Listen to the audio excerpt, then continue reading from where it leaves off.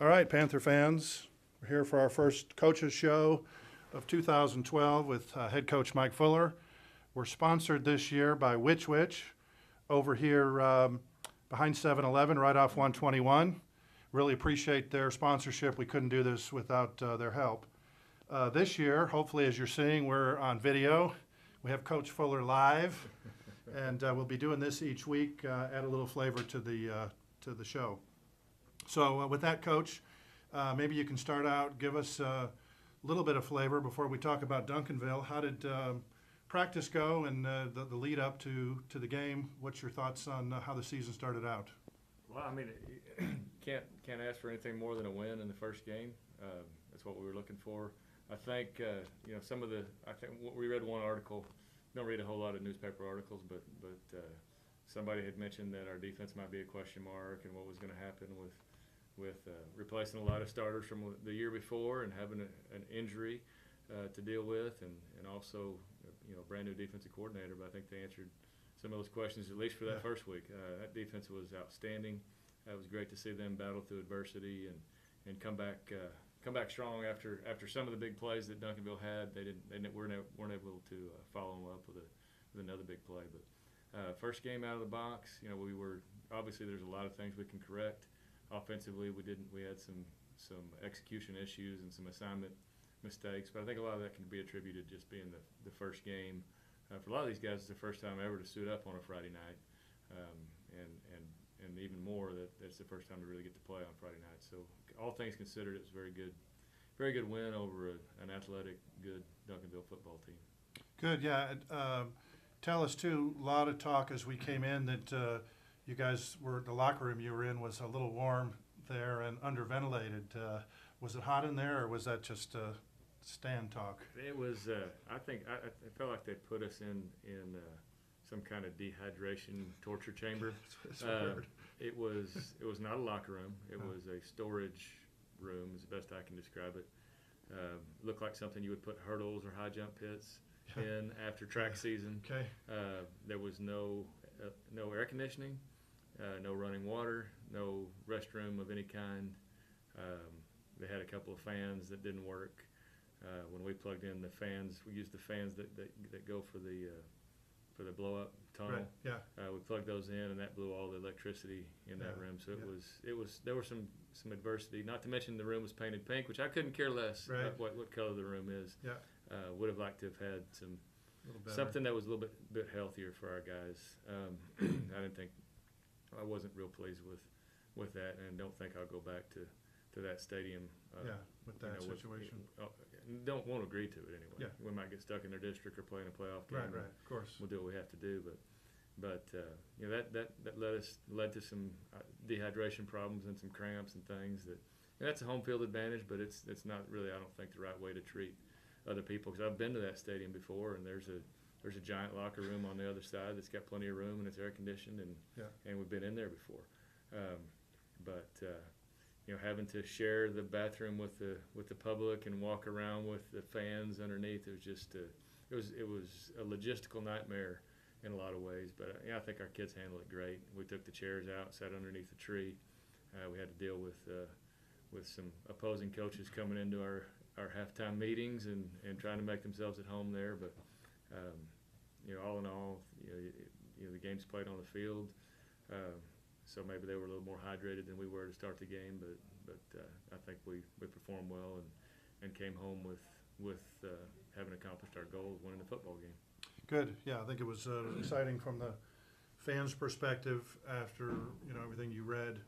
We probably read more than you do about Southlake's scrimmage. Right. Of course, Southlake had some challenges up north Friday night, so maybe they're got some challenges this year as well. Injuries during the game looked like there might have been a couple of folks a little banged up. What's that look like? Well, we did have a few injuries. We had a defensive starter who wasn't able to play in the game, other than just in a very limited role. We're hoping to have him back this week. We feel like he's making progress, and he got around pretty well today. We had an injury in the fourth quarter that it's gonna cause us to shuffle a little bit, but the way we talk about injuries with our players is they're going to happen. We're going to have guys that aren't available for whatever reason, and it's kind of the next man in mentality. We're expecting the next guy to come in, and we're not going to lower our standards. We're expecting him to rise to the occasion, and we think he will. Good. Any other lessons learned or thoughts, surprises from Duncanville before we move on to talk about Denton Guyer? I think the lesson for our team, and we talked about this at length, and we always talk about it, is that next play mentality. We want to win the next practice. We want to win the next segment at practice. If we're watching film, we want to win that little section, because I believe you win it. You win a game on Friday nights by the things you do up to that point. And then during the game, things are not always going to go our way, and they didn't. Yeah. In this game, we had a lot of things that didn't go our way. We opened the game with an onside kick, didn't get it, and so now our job is to play defense from there. We gave up a touchdown. They had an illegal procedure. We fought back and just kept coming and just kept fighting. I think the coaches did a good job of staying positive with people. I think a lot of the problems we had, I don't think we'll have in the future, because I think a lot of it had to do with just Friday night lights. It's a bigger stage. It's harder to see the signals. It's harder to think. Your heart's racing faster than it does in practice. And I think after having a game under their belt, a lot of them will be a lot more calm and be ready for the next one. Well, it's got to be a good confidence builder for the guys. I mean, I think that Duncanville team was as good as the teams we faced in prior years, and we, like you say, we came to their home field this time, and I think everybody expected a win, but it was fun to see us really take it to them. Right. The only thing offensively, and we talked about this, we felt like the way the game presented itself, we left a lot of points out there. One of them's probably my fault for running the same play 4 times in a row on the goal line, but we're just trying to establish a mentality of we can run it in from here. We just had a couple of little mistakes here or there, and then we just some communication mishaps, missing signals, putting us in wrong routes. It wasn't ever the whole group. It was one or two guys that they've all got to be on the same page. And I think we learned that, and we'll get it fixed. Great. Let's switch gears to Denton Guyer, and for the fans out there, I'm sure are aware, but those watching this, we're playing Thursday night this week, not Friday. And we'll be the home team with the game at South Lake Dragon Stadium across 26. Kickoff at 7 o'clock at the stadium. So make sure everybody gets off work a little early to get there. Denton Guyer, 5A team, dropping down to 4A. Tell us what you know about them. I think they, early on, in terms of the 4A, ranked pretty high in the state. Certainly not to be taken lightly, even though they're 4A, but what's the early thoughts on Well, on it them? was just a few years ago they played in the state championship game in 5A. And reading from their coach, their expectation is every year, no matter what level they're at, they expect to play for a state championship. But they've got the players to do it. Just loaded with talent, Division I players all over the field. And signed a bunch of guys last year. Had a phenomenal quarterback last year who was a sophomore who's coming back. They're really good on offense. I think they haven't been in school for that long, but everybody that's seen them play, and their reputation is they get after it. They play hard, physical. They're not afraid of anybody. They use some intimidation tactics and try to get under your skin a little bit. So we've got to be able to maintain our composure and just play our game. And we can't worry about our opponent ever. I don't think. I think the main thing we can control is our attitude, our effort.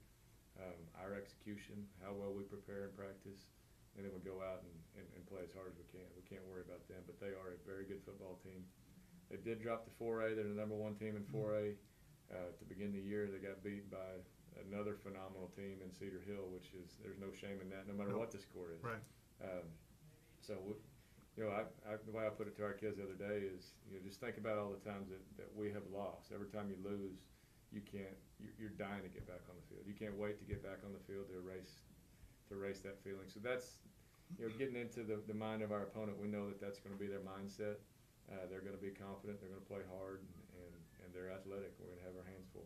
Good. Any with the short week, big adjustments to the practice schedule, or how much does that impact game prep? You know, I almost think it's a wash because they've got a short week too. Yeah. We like to think we're probably fairly difficult to prepare for in a lot of ways, just like they are.